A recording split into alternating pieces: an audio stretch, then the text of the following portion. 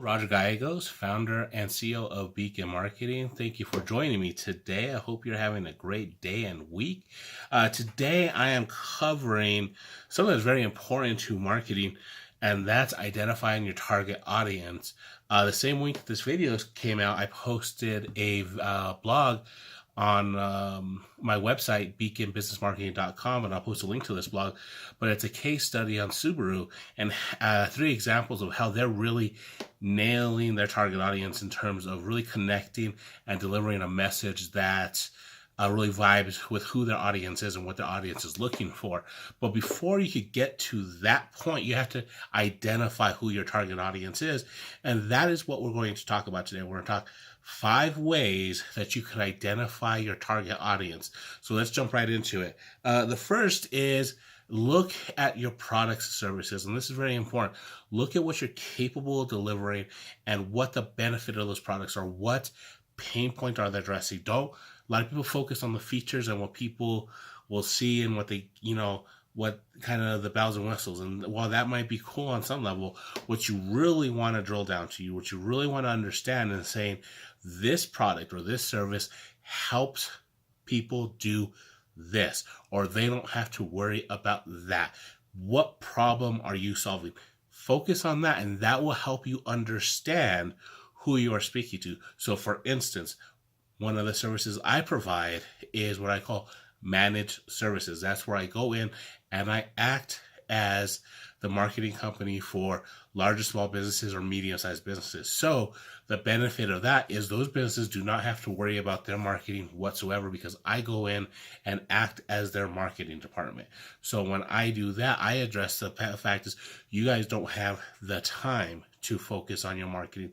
You guys need to focus on building your business. You guys need to focus on hiring new employees, improving your operations. Let me handle the marketing side of it, and you guys worry about growing your business in other ways. So that's how I'm able to talk to those type of companies. When you're able to understand the value and the service that you're providing via your service and products, you're able to better define your audience.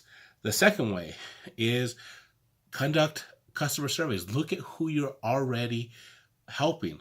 Talk to them. Say, what is the core benefit that you're receiving? Is there anything else that we could be doing? Are there pain points that you are feeling that we're not addressing? Those type of things will help you understand places where A, you can improve your current services, and B, how to address them, your current clients, so you could better address potential ones. So speak to your current clients and ask them questions about why they chose you in the first place. Why do they stay with you? What would make your services better? And you'll get a wealth of information. Make it short. Don't make them stay with you for a long time, but a simple 5 to 10 minute survey could go a long way to give you a lot of information. The third way is speak to your staff. Speak to the people that are on the front lines, that are talking to your customers each and every day. They will know what your customers are going through because they see it. They hear customer complaints, they hear customer comments, they see what customers say, and sometimes they keep it to themselves because they don't have an outlet. Provide that outlet, and they will tell you, well, our customers really like when we do this, or they don't like when we do that. So again, you're improving how you provide your service or your products. And then second, you are understanding what gets people really motivated to say yes. And more importantly, you can also find out ways that people and reasons why people say no. And that is almost just as important because then you could stay away from those types of things. The next one, this is important, and this may not apply to you or may not apply to everyone, but this is something I decided to include because I feel it's important, especially what I do.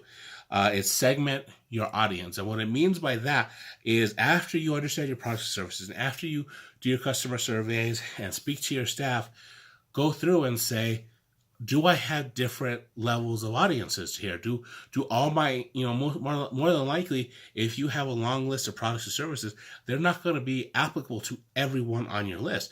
So go through and say, I have 3 different segments. They could be segmented by gender, could be segmented by age or location, whatever it may be, or it could be segmented by core benefits. So for instance, as I referenced to my managed services prior, those really aren't applicable to my smaller clients or to my solopreneurs, because they don't have the money and they really don't have a need for someone to go in full bore and act as a marketing department. So I need to either develop services for them or maybe let someone else handle them altogether. And so again, you're improving your services while identifying more ways to serve your audience in unique ways and better ways. So segment your audience to understand who exactly you're talking to and on what levels.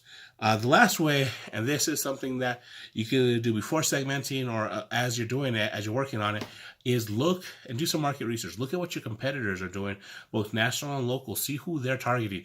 It doesn't take much. Like, for instance, if you read the case study I did on Subaru, and again, I'll put it in the notes for this video, it's very easy to tell who they're targeting. So if you look at your competitors and see what's on their TV ads, if they have TV ads, what's on their website, what's on their social media, you'll get a fair idea of who they're addressing by looking at their images, by reading their copy. And so you can either A, get ideas from them, or B, find if there's areas where there is a gap. Is there an underserved part of the community or part of the population that no one's serving? So you can sit there and say, you know what?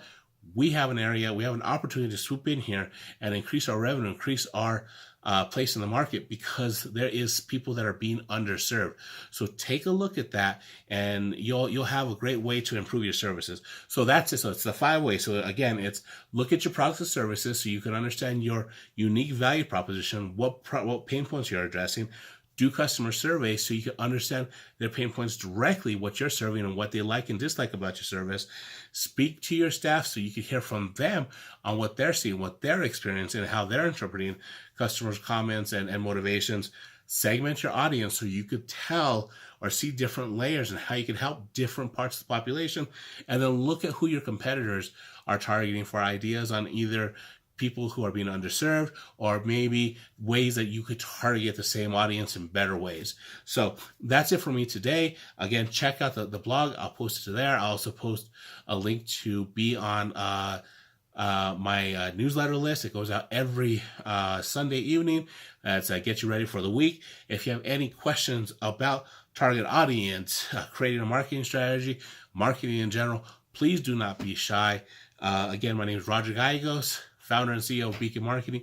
Thank you for spending some time with me today. I'll talk to you next week. Bye.